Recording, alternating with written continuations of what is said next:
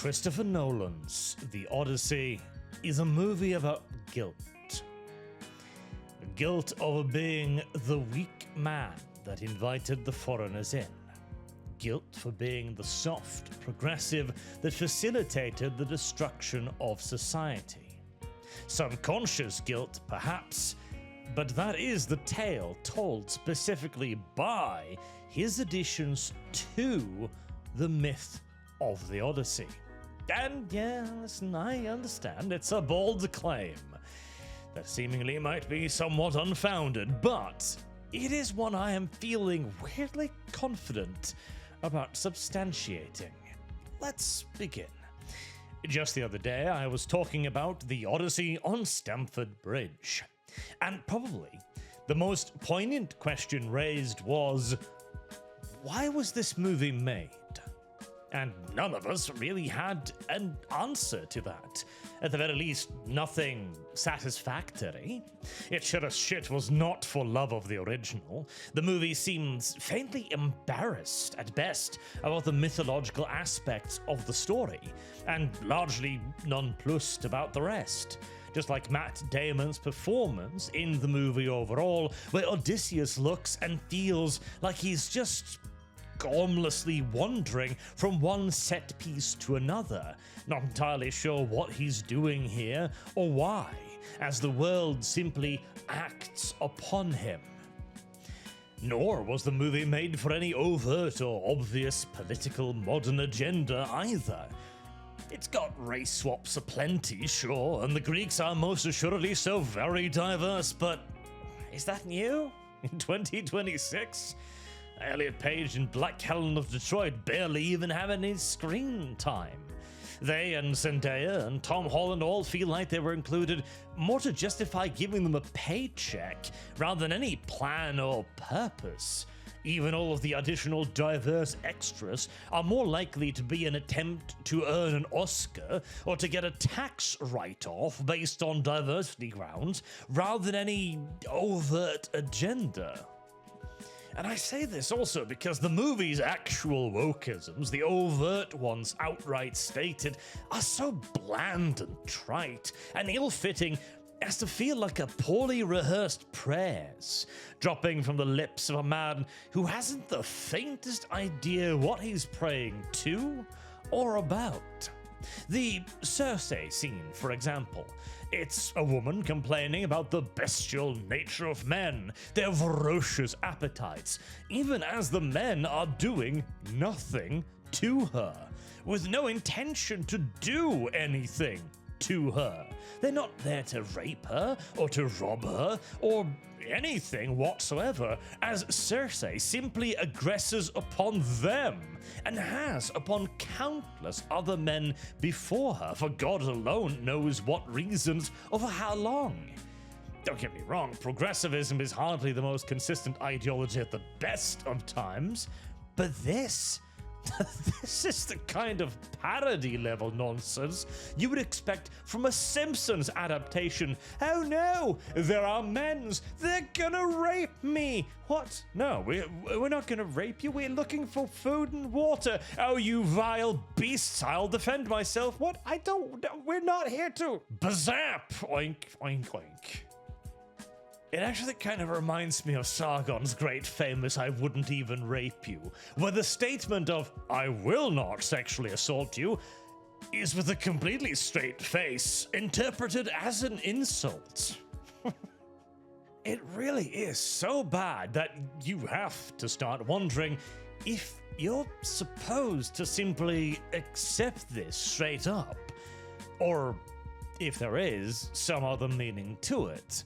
One that would fit infinitely better into the scene as presented. And hey, listen, I am well aware this may all sound like crazy cope, like a kid finding a piece of quartz and insisting it is a diamond, but if you're presented with a square hole and given a star-shaped piece and told it fits, no amount of hammering will make it so.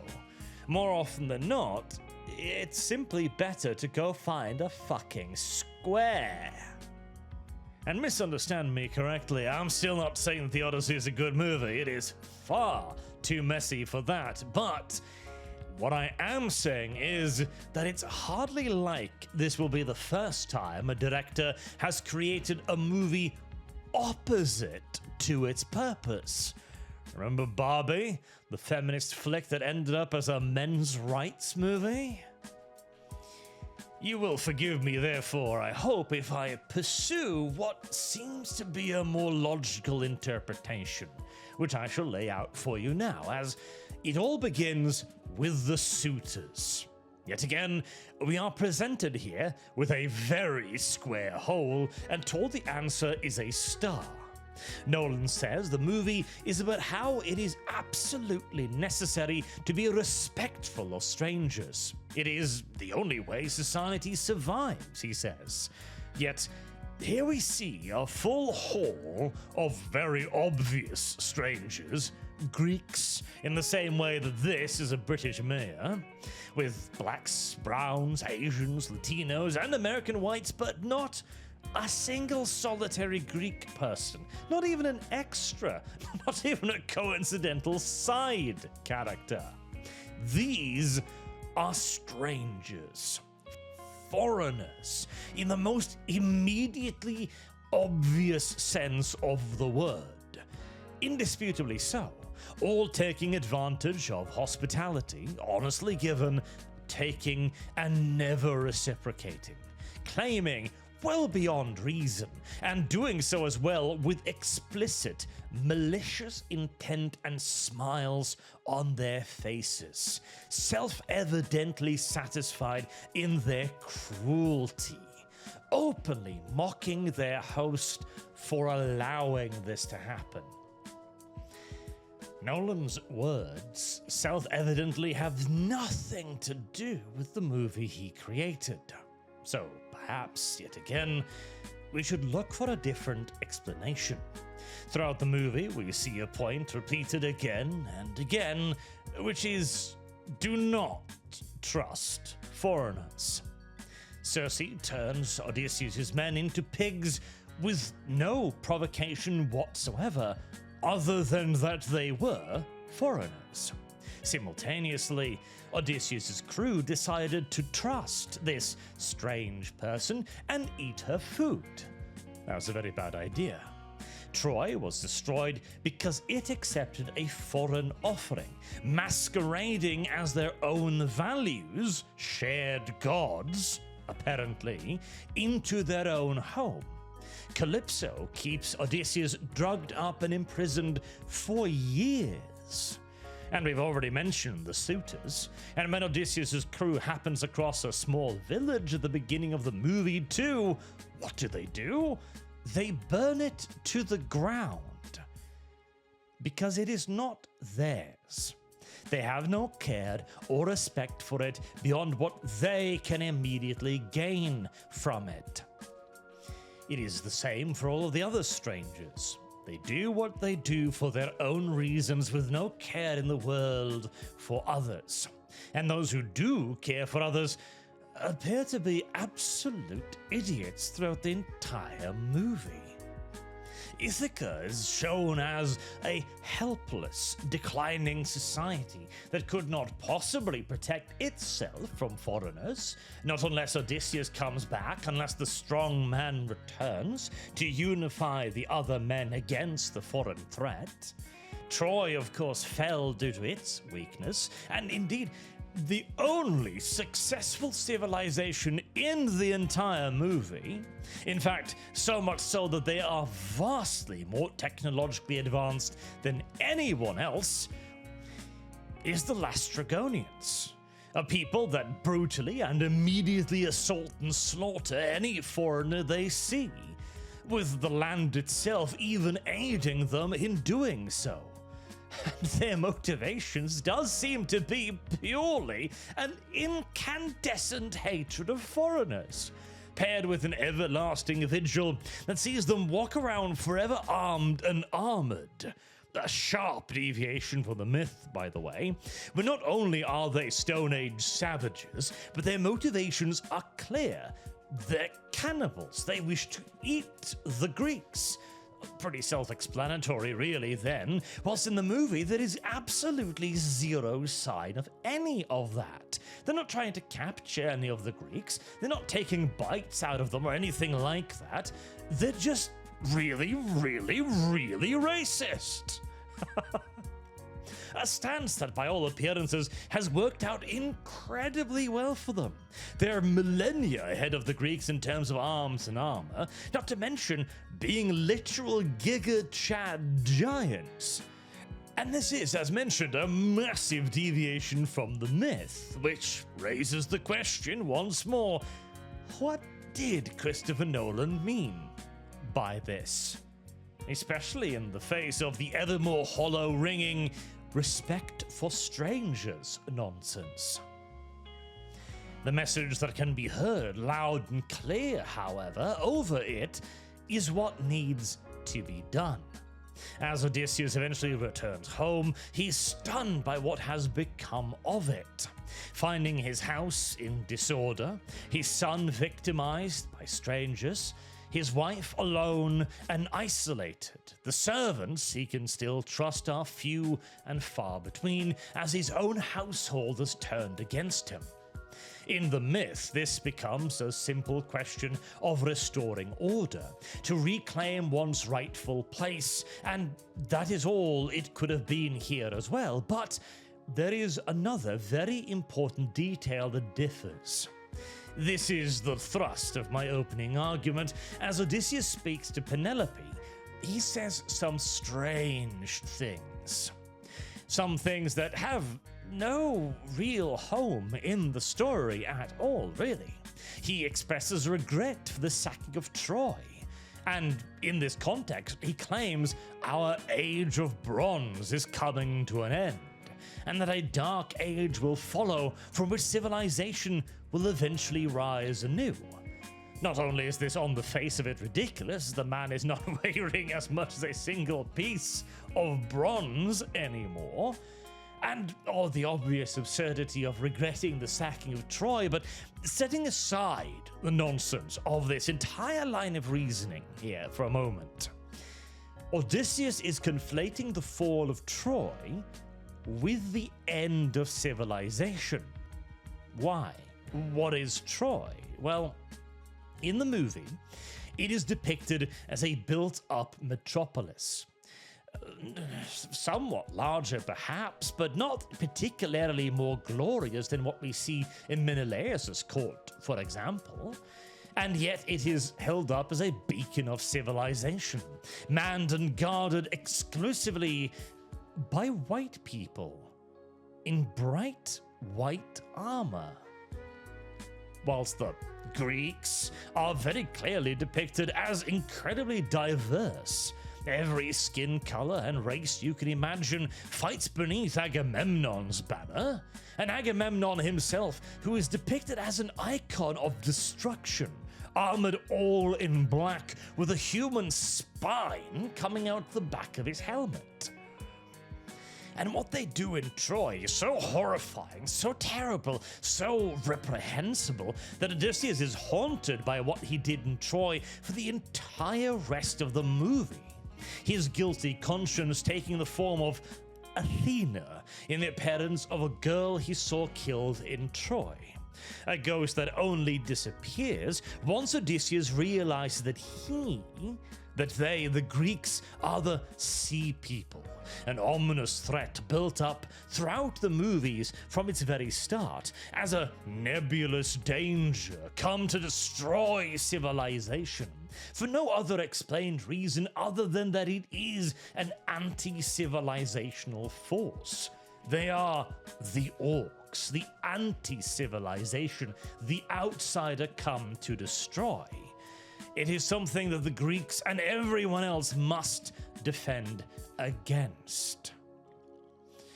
This too is self-evidently ridiculous. The Greeks were the sea people, true. Odysseus realizing this should be nothing new. It is the equivalent of the Vikings going, "Oh wow, have you heard about those nasty coastal raiders? Oh yeah, they say they come wearing animal skins and burning villages.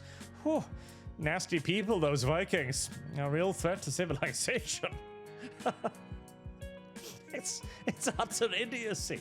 It's complete lunacy. Again, from the guy who already burned a village. It's insanity. But if we look again past the obvious inconsistencies, past the things that cannot possibly make sense, then we see the symbolism of it all as bright and radiant as to burn out your retinas. Think about it. The Greeks are all diverse, dressed in black and led by an evil version of Batman that decorates his helm with human remains. Meanwhile, the defenders are all clean, living in an ordered city and wearing pearl white armor. A city that Odysseus and the bunch have spent a decade trying to break into, and one he only ever finally conquers through subterfuge, through pretending to hold their values. Suddenly, he's feeling remorseful, like he's surprised the city's getting sacked, now that he has himself opened the gates to the invaders by tricking his way into their society. This makes absolute zero sense. In setting, there is just no way whatsoever to explain or justify this, especially as, again, just after leaving Troy, Odysseus and his crew raid yet more villages on their way back home. This is just a normal thing for them. And I realized all of this reminds me of that absurd SAS commercial. We are no better than our Viking ancestors. A sudden realization of just how comically bad everything has gotten and how it was all allowed to happen. So yet again, I propose a different interpretation. If the one we are offered is ludicrous, and I think we can all agree it is, what about when Odysseus is sat by Penelope's side, lamenting the end of the Age of Bronze? What he is lamenting is the end of civilization.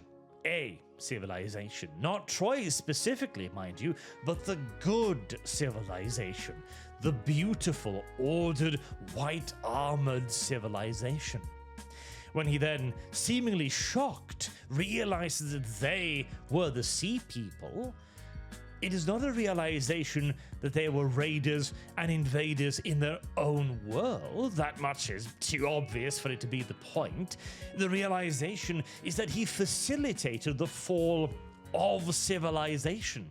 The sea people are his hordes of diverse Greeks. The ones who entered Troy under the false pretense of being one with their ideals and idols, a statue for Athena, as they say in the movie.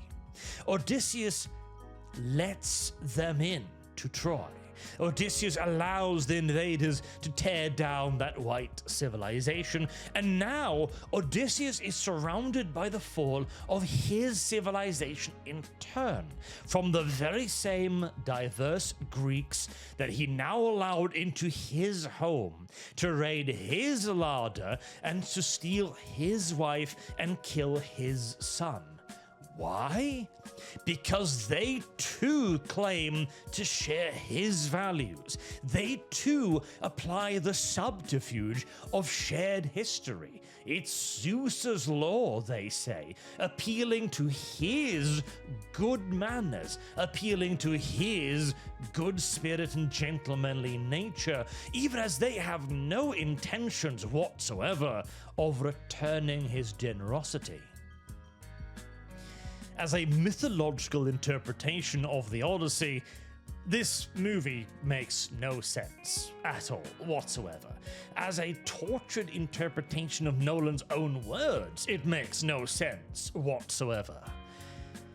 As a very damning commentary on our world, however, it's starting to make all of the sense.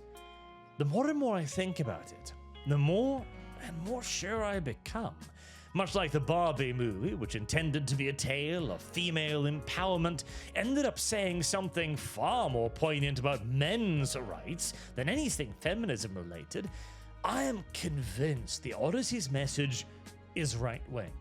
Extremely right-wing, in fact. It is Odysseus spending years of his life pursuing a goal he believes to be the correct one. The siege, the moral one. We must break the gates. We must let the hordes in. We must be equal. We are all the same. But as he finally does it, he is horrified by what the diverse barbarians do to his ordered civilization. And after much soul-searching, he further understands that he is now part of the barbaric raiders. He shares in their guilt because he worked actively to bring them in past the gates. Now civilization seems lost, and Odysseus spends years escaping into drugs to forget. How does this not perfectly echo my opening point about a guilty progressive? Borders are just lines on a map. All cultures are beautiful. Everyone is British. The consequences, be it Sweden and Britain, now stand at the top of the world's rape statistics. Culture begins to disappear. History is rewritten. Soon you're a second-class citizen in your own country, and everyone can see it, as your hospitality has been taken advantage of beyond all reasonable points.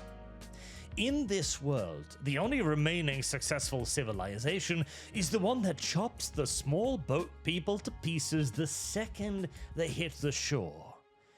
And at the very end, when Odysseus returns home, what is the final point of the movie?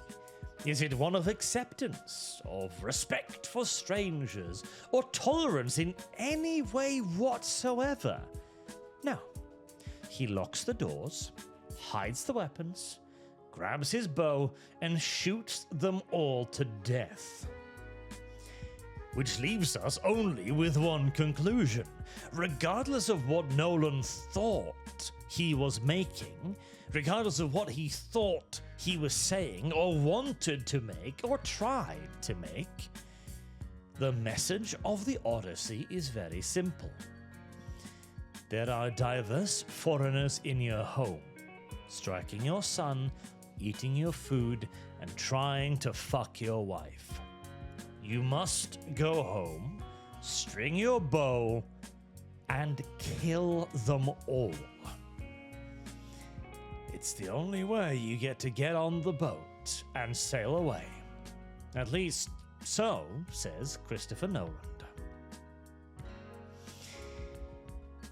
And that's my theory. Do feel free to yell at me down in the comments section below to chastise me for my overly optimistic, perhaps, interpretation. Blue-eyed naivete, even. So I'll accept that complaint. But you gotta admit, my theory fits a hell of a lot better than Christopher Nolan's. Until next time, I've been Arch. Thank you all very much for listening, and I do hope to see you all again soon. Till then, have a good time.